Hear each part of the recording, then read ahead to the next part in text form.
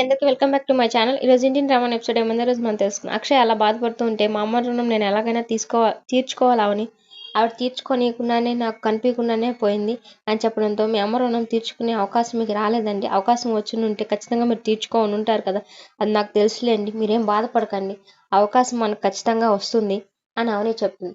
ఆ అమ్మ జ్ఞాపకంగా నాన్న ఈ ఊర్లో కట్టిన స్కూళ్ళు, హాస్పిటళ్ళు అన్నిటికీ ఇప్పుడుండే వైభవాన్ని మళ్ళీ తీసుకురావాలి అవని. అప్పుడైనా అమ్మ రుణం తీర్చుకున్న వాళ్ళం అవుతాం మనం.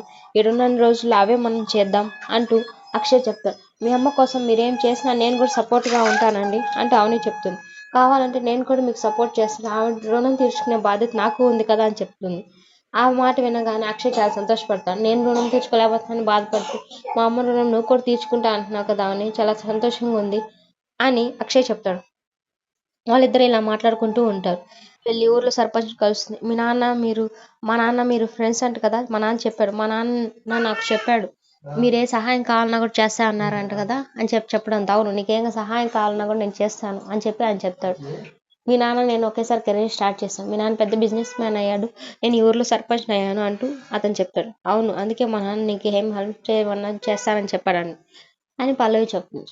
దాంట్లో ఏంది, ఏం కావాలి చెప్పని చెప్పడంతో అవును మా మామయ్య ఎక్కువగా చూస్తారు, నీ గురించి నేను అడిగితే ఆవిడెవరి గురించో చెప్తున్నావంటే నీ గురించి చెప్పు అంటూ అతను అడిగినప్పుడు ఆవిడకి వచ్చే ఆస్తి అంతా కావాలి, ఈ ఊర్లో వచ్చే ఆస్తి అంతా కూడా నాకే కావాలి, అప్పుడు నేను నీకు ఎంతో కొంత ఇస్తానని చెప్పడంతో ఎంతో కొంత నువ్వు ఇస్తానని చెప్పడం కాదు, ఎంతో కొంత నేను అడిగినంత నువ్వు ఇవ్వాలని చెప్పి అతను చెప్తాడు.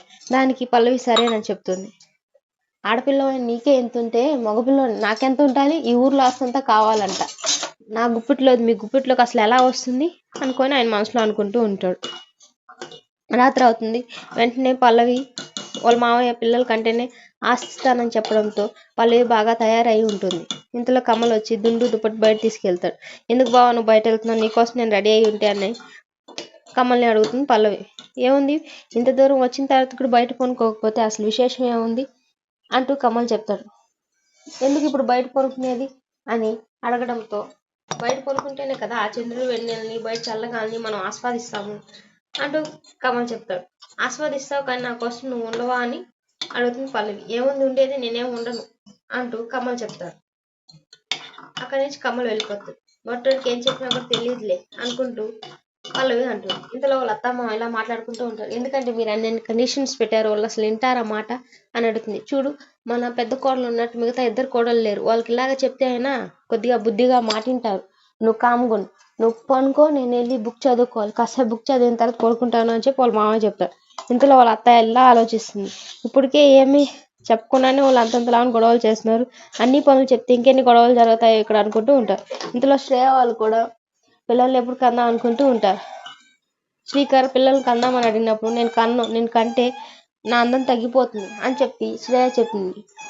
మీకు ఇలాంటి వాళ్ళ కోసమే బ్యూటీ పార్లర్లు చాలా ఉన్నాయిలే అని చెప్పి శ్రీకర్ చెప్తాడు. బ్యూటీ పార్లర్ ఉన్నా కూడా నేను కననని శ్రేయ చెప్పింది. అలా రాత్రంతా వాళ్ళకి దోమలతో గడిచిపోతుంది. ఉదయాన్నే లేచామని అందరికీ టీ పెట్టి అందరికీ నీళ్లు కాచి ఆ పనులు చేస్తూ ఉంటుంది.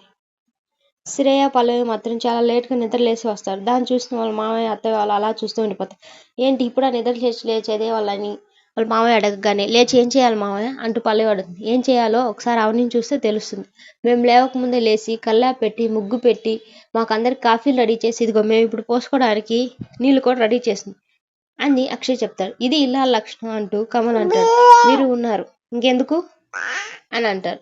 ఇంతలో మాకు బ్రష్లు తెచ్చియండి అని వాళ్ళ భర్తలను అడిగినప్పుడు కమల్ వెళ్ళి ఇదిగోండి వేప పొలాలు, వీటితోనే బ్రష్ చేయాలి అని చెప్తారు. పల్లెటూరులో కూడా బ్రష్లు ఉంటాయి తెలుసా మీకు అంటూ శ్రేయ చెప్తుంది. అవును ఉంటాయి అంటూ పల్లవి కూడా చెప్తుంది. నాన్న చెప్పారు కదా వేప పొలాలతోనే బ్రష్ చేయాలని, ఇంకా మీరు ఎందుకు మాట్లాడుతున్నారు అంటూ కమల్ అంటాడు. ఇది కూడా కండిషన్ మావయ్య అంటూ అడుగుతుంది పల్లవి.